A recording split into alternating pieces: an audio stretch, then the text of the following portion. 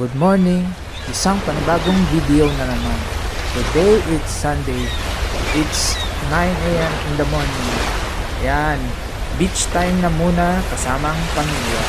Yan, nakikita niyo sila yung paddleboard ginawang kayak para lahat makagamit at makasakay. Habang hindi pa malakas yung alon, namnamin na natin yung dagat dito. Kasi mamaya malakas-lakas na yung alon.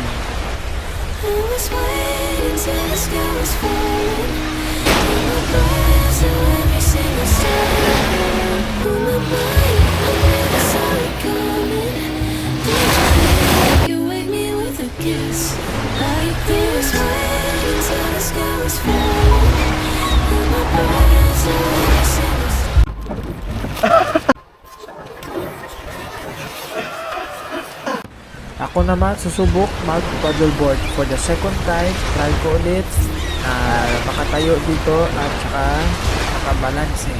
Gagawin muna natin ng kayak ang paddleboard hanggang magagamay natin to paano gamitin at makabalanse tayo mamaya.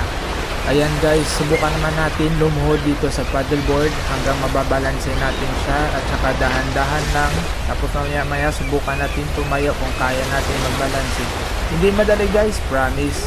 Lalo yung dagat hindi kalmado, mahirap magbalanse. Kita naman, muntik na ako malaglag naman ulit.